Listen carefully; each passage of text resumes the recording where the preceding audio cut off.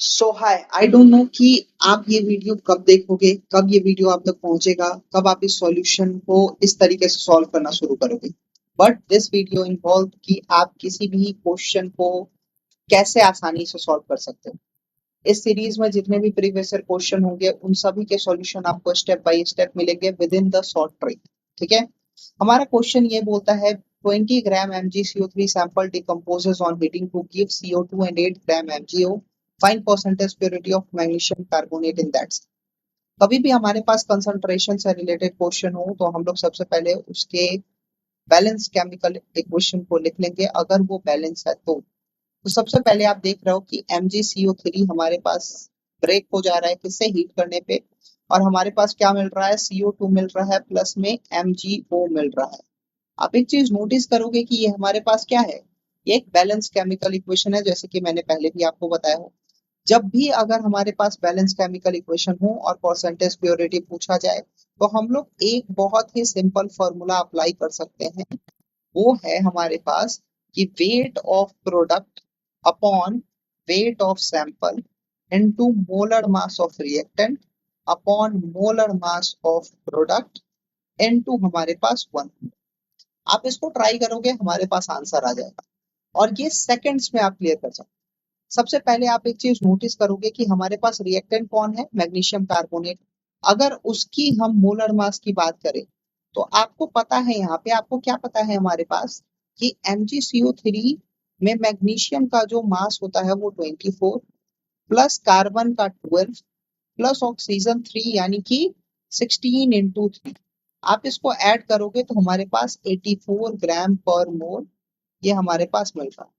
Apart from this जब हम magnesium oxide की बात करेंगे तो हमारे पास सिमिलरली वो 24 plus 16 which means what, which means हमारे पास 40 ग्राम पर। अब आप एक चीज सिंपल देखो कि अगर ये सारी चीज आप गिवन फॉर्मूला में पुट फॉरवर्ड कर दो तो हमारे पास क्या मिल रहा है, हमारे पास वेट ऑफ प्रोडक्ट आप यहाँ पे नोटिस करोगे 8 ग्राम। तो यहाँ पे डायरेक्टली हम लोग लिख सकते हैं 8 upon 20 into 84 upon 40 into 100। Simply अगर इसको हम लोग क्रिस क्रॉस करें तो हमारे पास क्या मिल जाएगा, 20 से ये 5 टाइम्स कैंसिल हो गया, 5 से 40 8 टाइम्स कैंसिल हो गया, 8 and 8 cancel, that is 84%। With in 1 minute आप इस क्वेश्चन को सॉल्व कर सकते हो। ट्रस्ट मी, नीट एग्जामिनेशन या जेई एग्जामिनेशन में हमारे पास इतना टाइम नहीं होता है कि हम लोग हर एक क्वेश्चन को बहुत अप्रोप्रिएट तरीके से उस तरीके से चले, ठीक है, जो हमें बुक में बताया गया। आप देख रहे हो कि competition day by day tough होते जा रहा है तो हमें कुछ ना कुछ अपने में रेजोल्यूशन लानी ही पड़ेगी।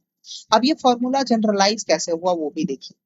आप एक चीज सिंपल देखोगे कि हमारे पास MgCO3 था और वो हमारे पास क्या बना रहा था भाई, CO2 बना रहा था और MgO बना रहा था।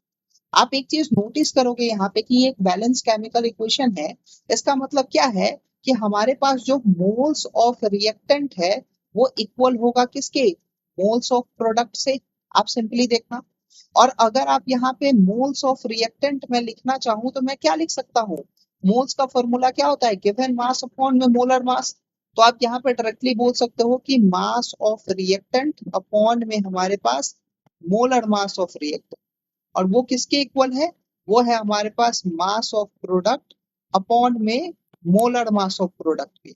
सिमिलरली हम लोग यहाँ पे क्या करेंगे, अगर हम लोग यहाँ पे मास ऑफ रिएक्टेंट का वैल्यू फाइंड आउट करें तो हमारे पास यहाँ से mass of reactant is equal to क्या हो जाएगा, वो हो जाएगा हमारे पास molar mass of reactant upon हमारे पास हो जाएगा मोलर मास ऑफ प्रोडक्ट, और इनटू में हम लोग यहाँ पे क्या लिख देंगे, इनटू में लिख देंगे मास ऑफ प्रोडक्ट।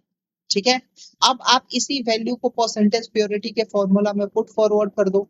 परसेंटेज प्योरिटी का फॉर्मूला हमारे पास क्या होता है, आपको पता है ना कि percentage purity is equal to होता है सर हमारे पास, सिंपली अगर आप यहाँ पे देखोगे कि weight of pure reactant upon में हमारे पास वेट ऑफ सैंपल इनटू हमारे पास 100।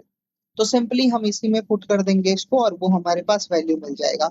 आप यहाँ पे देखो हमारे पास वेट ऑफ रिएक्टेंट जहां पे था वहां पे आप डायरेक्टली क्या कर दोगे, MR, तो यहाँ पे लिख दो सिंपली कि हमारे पास ये आ गया क्या, मास ऑफ प्रोडक्ट यानी कि वेट ऑफ प्रोडक्ट भी ले सकते हो, into molar mass of reactant upon में molar mass of product, upon में हमारे पास क्या आ जाएगा, हमारे पास वेट ऑफ सैंपल, इनटू में हमारे पास 100।